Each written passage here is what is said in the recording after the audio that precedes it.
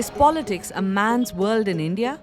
To find the answer, DW followed 3 contestants of the 2024 general elections.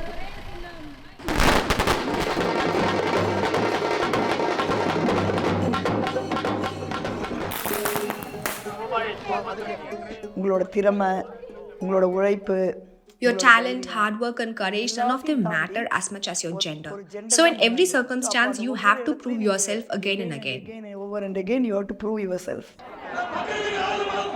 Women votes Everybody wants women's votes and hard work. But when it comes to power, it is not shared with women. Wherever we go, we are judged first.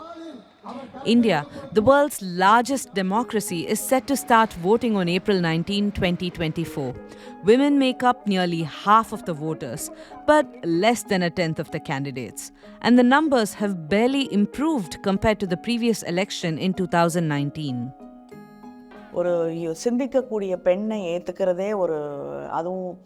Society is not open to women who think. Especially in politics, where one is expected to be opinionated. They prefer having docile and gentle women rather than those with strong views.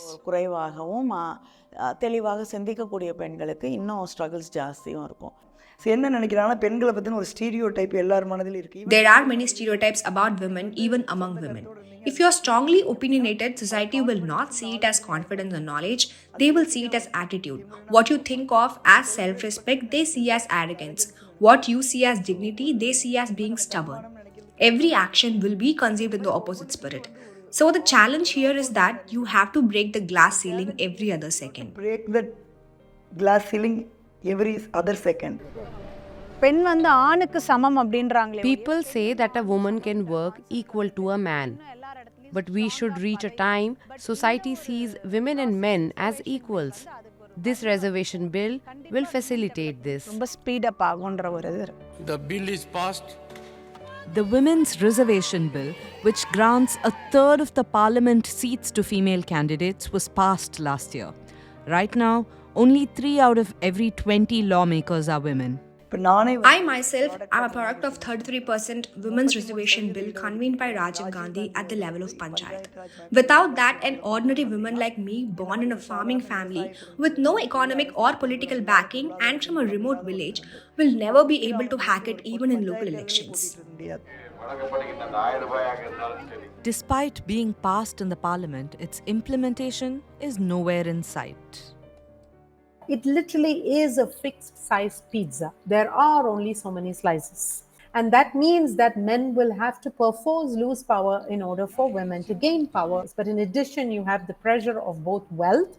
And you must remember that in India, women own less than 20% of the national wealth. We make up 20% or less of the formal workforce. And of course, when it comes to assets, even if a woman owns it, she might not have full control over it. But there are other restrictions when entering politics. Penalty, I would say, of being a woman versus a man. There is the penalty of not coming from a political family. There is the penalty of caste, which is almost immutable. And if you add that to gender and wealth and urban versus rural and education and coming from a background of privilege, I think it can be a huge penalty to step forward in politics. There are also physical challenges for women. Simple example. On a campaign, the campaign will go on for 12-13 hours. We are scared to even drink water because we think about where the women's toilet will be. Where will I change pads during periods? So there is a physical struggle.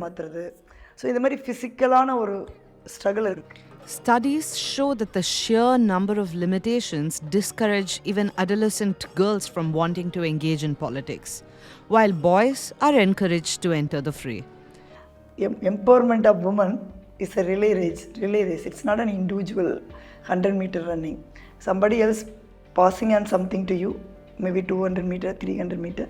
Then you are running another 200, 300 meter. You are pass it on to someone else. Then they are continuing their journey. So this is how the entire empowerment of women has been for over years.